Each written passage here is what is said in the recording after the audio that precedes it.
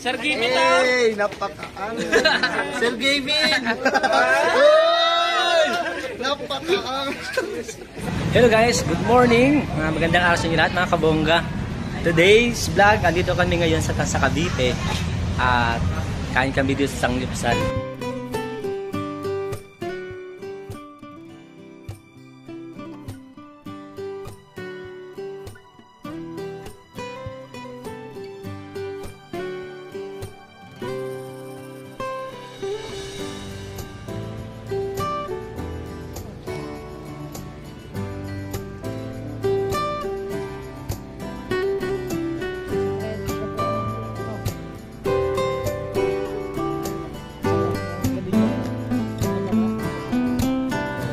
Saan ba yung... Ay, dito pala.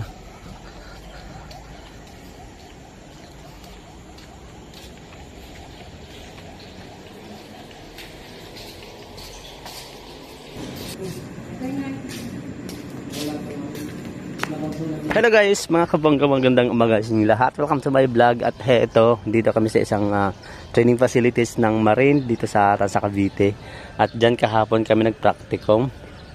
Yan, tumalon ako dyan ng nawala yung ano ko, kaluluwa ko nung tumalon ako. Tapos dyan nag backstroke kung ano-anong style sa pag-swimming, survival strategy. Kasama yung mga ka-teammates ko, mga kasama ko nag-training. Dito ka lang ganda ng facilities nila, pasilip lang, may basketball court. Tapos ayun yung main gate. Maaga akong gumising guys, mga 3. Kasi nag-prepare na ako. Nanda ko na yung mga gamit ko. And then naligo kasi marami kami masyado. And then ngayon naman pupunta kami sa labas. Doon kami kakain. Kasi may kanin, may ulam.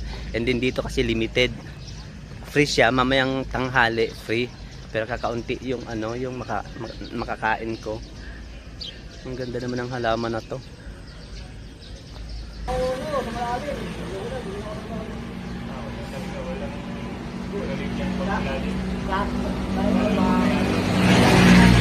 Sila Cardo na doon na oh.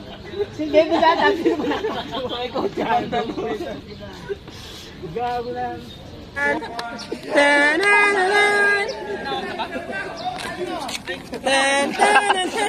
Ang hila pa tinawag. Kala ko wala pa. So ayun guys, mag-aalauna na. Hindi kasi pwedeng kung anong video yung mga drills, mga exercises, prohibited, as in talagang hindi pwede. Kaya yun, wala kami update. Ito parang ganito lang, pagkatapos kumain pahinga kami, then assemble ulit ng 1 o'clock. Katatapos nga pala naming kumain, kaya medyo hina-hina muna ang kilos dahil busog pa. Nasa probinsya kami pero ang init-init. Parang kumbaga siguro dyan sa Middle East, parang humid. Siya nga pala kaming batch namin 24, 5 babae tapos 19 na lalaki. Pinag-usapan nila guys kung paano yung proseso ng COP. Ano ba ibig sabihin ng COP? Certificate of Proficiency? Mali, no? Oh, proficiency. Yung proficiency nga parang certificate of property. Lago pala, pre. Certificate of parenthood. Alam ko na. Ikaw boss, anong apply mo sa barko? Waiter, sir. Waiter. Sa cruise ship, sir. Cruise ship. Siya nga pala guys, itong tropa ko na to, Saudi boy din to. Salam. Tapos si tropa, yan, sariwa, virgin. Virgin yan. Dating natukhang, nagbagong buhay. Hindi mga mga freshly grad. Tapos naghahanap ng jowa. Anong past job mo, boss? F&B, food and beverage service. Sosyal? Ano ba yan?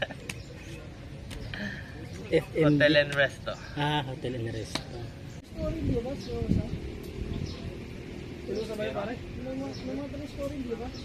namin sa pwesto mo dyan sa may tangkay nag-audition pa rin po. So ako po, I'm the actor, I'm a Japanese foreigner po sa Pulang Araw. And I'm also Japanese food. Pulang Araw. So, kayo po lang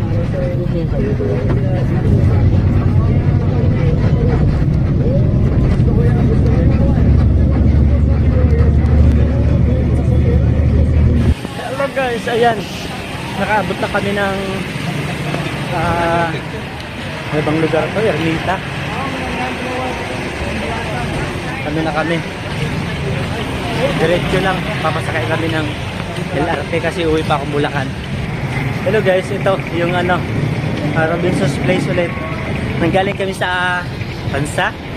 Parang 1.5 hour yung biyahe. Tapos Papa Pedro Hill ako ngayon. Papasok ako dito sa Robinson. Tapos lakad ako sa papuntang LRT station, Pedro Hill. Tapos sakay Doroteo yung baba ko. Pagod na ako guys. Tapos bukas gising ulit ng alas 3 ng madaling araw. Siguro makakarating ako dun mga 9 na kaya 10. Tapos gising na madaling araw. At biyahe ulit ng alas 4 ng madaling araw para makarating dito ng 7:45 kasi exam namin bukas. Guys, alam nyo ba yung mga nadadaanan ko na pag nag-a-apply ako nung unang abroad ko, pangalawa, pangatlo, ngayong time ko sila na pagdugtong-dugtong, lahat halos ng dinadaanan ko kailangan ko silang madaanan. Itong Robinson's Place, tapos yung agency doon, Pedro Hill. Guys, ito yung bag na dala-dala ko, ganito yung outfitan natin. Ayan. Parang lahat andyan na sa bag ko. May may kape, may Tupperware. Kasi mahal yung mga bilihin pag nasa nasa training center na. Ang mamahal na sobra. At heto na guys, paglabas ng Robinson Mall, Robinson's Place, andito na tayo sa gilid ng University of the Philippines. Lagay tayo hanggang dun sa highway, dun sa LRT station at sasakay tayo. Medyo mahaba-haba to guys, kaya bilisan ko lang yung lakad ko para makahabol ako sa oras.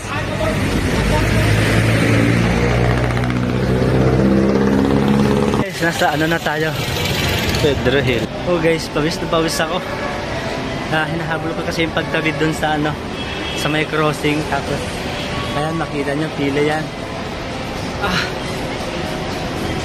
Sakripisyo talaga, tsaka pagtitiis, tsaka habaan mo yung pasensya mo. At eto guys, andito na tayo sa Doroteo Jose. Tawid tayo ng kalsada, tapos stasyon na ng bus papunta ng Bulacan.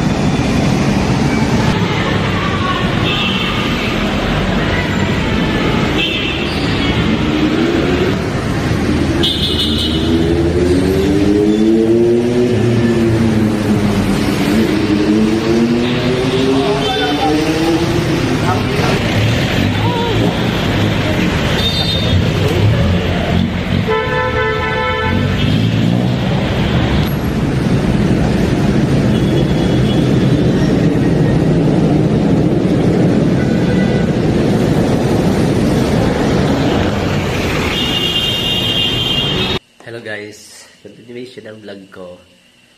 Nagising na ako ng alas 2:05, pero ang alarm ko 3:30 o 3:45.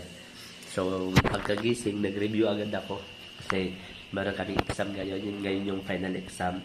And then ayan, kumain din ako kasi nagutom ako. Napansin ko lang guys na pagising ko, pag uwi ko kagabi kasi pag-uwi ko pala kahapon dahil mabilisan, talagang pinapawisan ako, tapos pasok sa aircon, sa bus, sa mall, gano'n kasi yung mga madadaanan. Hindi po na ako guys, nasakit masyado ng ulo ko pagkagising. kinainan ko agad siya ng BioFlow. O kaya pwede namang dahil sa naubos na ako ng energy sa katawan kasi gano'n naman yun, di ba? Pero possible talaga may sipon ako na yung kasi yung isa kong kasama sa sa training, may sipon, baka nagkahawa-hawa kami o kaya yung ibang tao kasi sa swimming pool lahat lumulusong, dinainom ko na yung nakuha ko ng mga virus o kaya bacteria, ganyan. Pero okay lang, laban. Pagkatapos dito, maliligo ako at yun, bihis. Nakahanda na yung ko, mga gamit ko. Tsaka siya nga pala, umuwi ako dito sa Bulacan kahapon kasi wala na akong malinis na damit. Ubos na yung damit ko doon sa site. Dahil siyempre pag pinapawisan bihis, kailangan ko lang umuwi. Hindi na ako mamayang hapon, pwede na akong rent ng room ulit sa Maynila. Kaya lang, okay na uwi na lang ako dito kasi mas komportable ako matulog dito kahit 3 oras lang yung tulog ko. Mas okay sa akin pag nandito ako natulog sa bahay. So pag sa biyahe naman okay lang kasi nakakatulog naman ako kahit papaano. So ayun guys, ganun yung scenario na pag-a-apply pag-take ng maritime training. Medyo hassle, medyo mahirap, medyo kaba, pressure, tapos pagod, tapos pera din kailangan, pasensya. So ayun, until next vlog, mag-standby kayo sa ibang kong pang vlog para malaman nyo kung papaano. So until next vlog guys, wish me luck, tsaka sana mabless tayo ni Lord. Bye bye. Hindi pa ako naghugas